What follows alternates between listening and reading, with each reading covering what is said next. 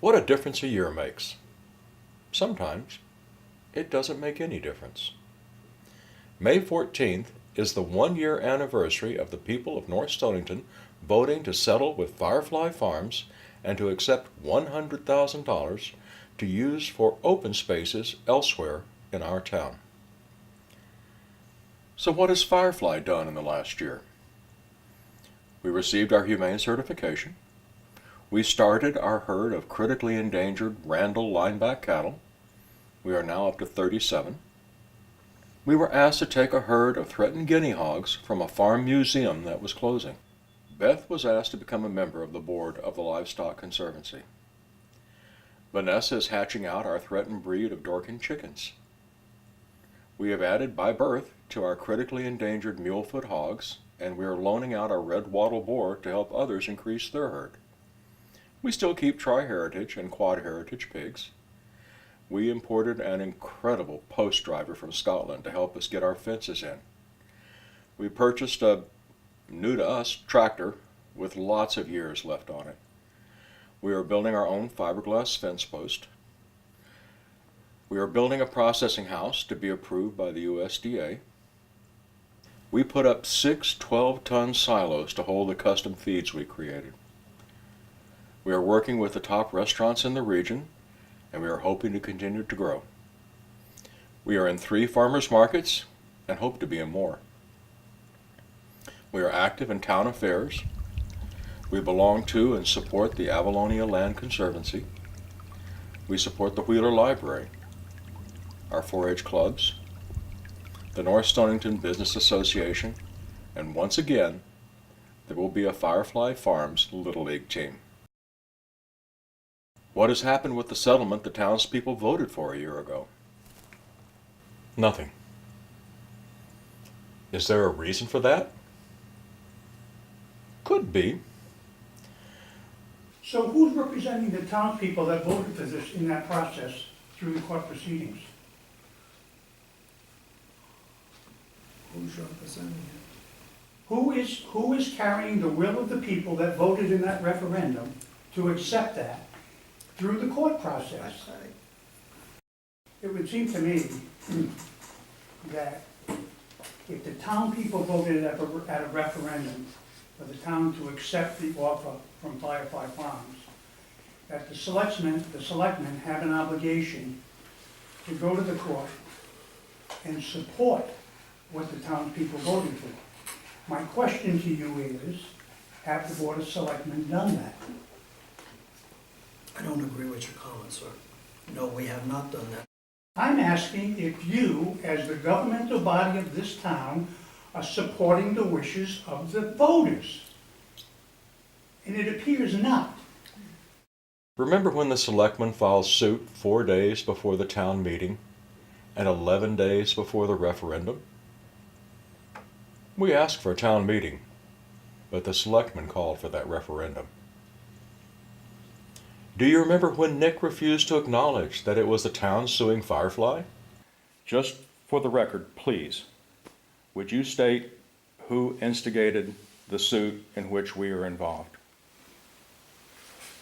I've got no comment on that. He had told people that it was Firefly suing the town. So if he's got a question, he should be able to ask it. And we should all be able to hear it. No, I don't agree with that. The proper forum is lawyer to lawyer. That's the venue they've chosen.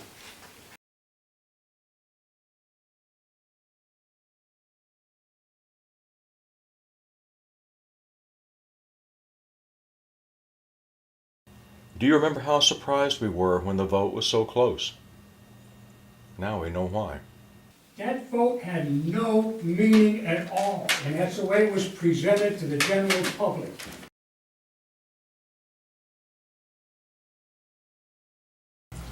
I believe it, when we had that vote in town for the deal with Firefly Farms, 50% of the people did not come to vote because it was a courtesy vote and had no meaning to it at all. Period.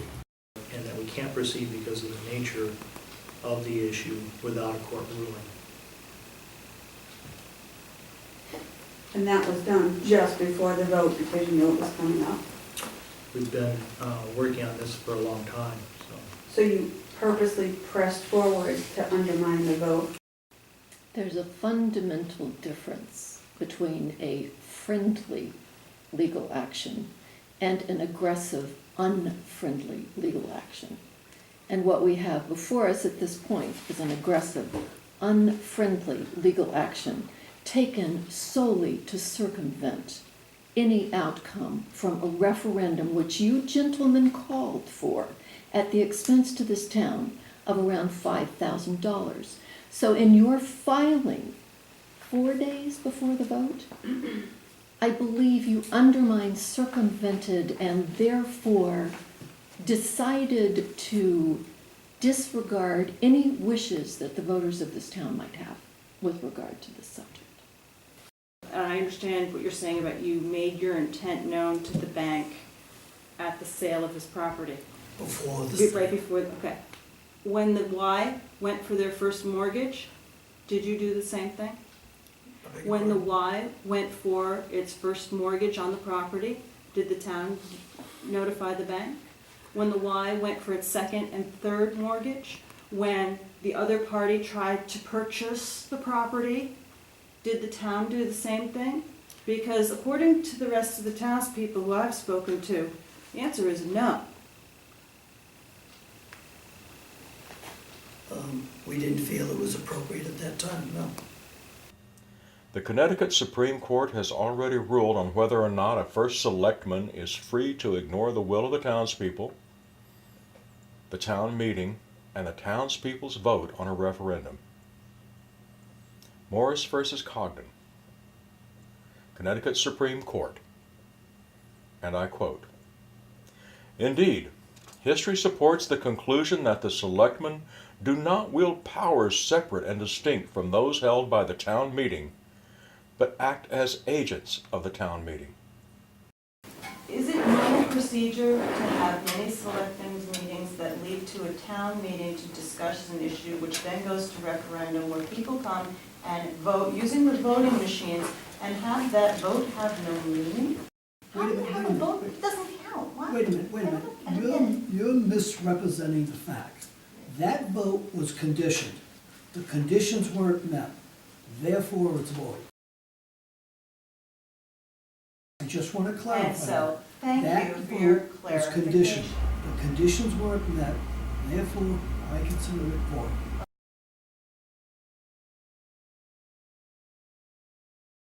This was an opportunity to meet the requirements of the petition, have a meeting, discuss the issue, conduct an informational question. But I think we were quite clear that we couldn't take any action on the question. And now, a year later, what is your vote worth? I've heard from several times, and that they were told the vote regarding settling with Firefly was meaningless by you and the selectmen. And Mark stated at that meeting that the selectmen were quite explicit in stating that the vote was meaningless. That's being so vague. In what way was the vote meaningless? I didn't say that. I said I believe the vote was void. I'll get to that. But several people have said that, and Mark said that the selectmen were quite explicit in stating that. So, Mark, in what venue or how were you guys explicit in stating that the vote was meaningless? I didn't say it was meaningless. I said it was void. And I appreciate your interest in the matter, and I appreciate your concern about it. And I'll be glad to elaborate on my comments for the meeting of January 7th, outside of this meeting if you care. I don't feel this is appropriate either. We have patronized you on numerous occasions. Every time we say something, if I say void, then it's meaningless. It's not the same. Look it up in the dictionary, it's different. By the language, you keep saying void. It can't be void because the conditions have not been met. They haven't been there. We're getting into a debate again, and I'm going to say one thing and then it's over, okay? If anybody wants to get a petition out, they can get a petition out and they can cause a vote, okay? And then they've got to explain to the people whether the vote is necessary or not, okay? I think a lot of times things are just entrenched in such a manner that serves one self-serving purpose that all of a sudden it becomes aggravating or argumentative or something of that nature. And I guess we just want to stop that, so I'm going to move on to the next subject. Last selectmen's meeting, you suggested that I go to a dictionary so that I could understand the difference between void and meaningless. And from Van, let's just stop right there. Nick, I'm not debating the legal action. Well, I am asking about statements that you and Mark made in open forum, and I just wanted to ask for clarifications. Do you realize that it's a form of censorship that because I disagree with you, you don't want to hear me speak? I was asking for clarifications of the statements that were made in open forum, that you volunteered to the audience. You raised the subject. I didn't. Public comments and questions are the only forum available to me to publicly address my concerns with statements made by you. You have declared that any statement, unless it's a topic of which you approve, is inappropriate. You made public statements which could prejudice the town against me and then offered to discuss it with me in private. I fail to see the equality and open exchange ideal in that. Excuse me, repeat that part about my agreeing to discuss it with you. Mark offered to discuss it with me. I raised a question about what he said, and he offered to discuss it with me in private. And when you say things that can hurt me in public and then say, we'll discuss it in private, that's not fair. That you have declared that you have the right to make any statement you want about a controversial subject and then not to be challenged on what you say. Okay. I have nothing else to say. This was about the status of the vote, right? That's what this was about, right? We don't have to discuss it, Nick. No, I'm gonna discuss it. Now, I made a comment that that issue, that vote is void. Yes, sir. You conditioned the petition. That condition hasn't been met. Not yet, but Wait it a minute, has not. Wait, Okay. just stop. All right. Okay, Fair it enough. has not been met. It's your responsibility to do it, not ours.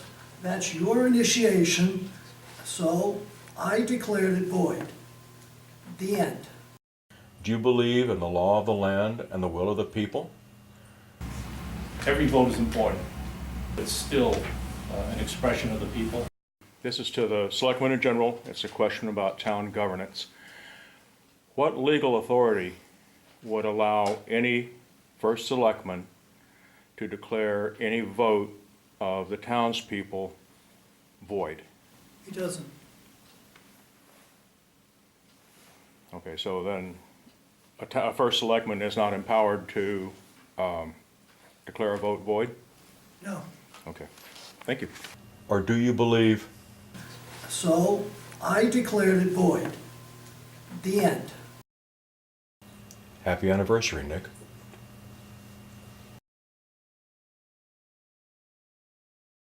My name is Van Brown, and I pledge to publicly retract any statement proven to not be true. I haven't caused the town any problems.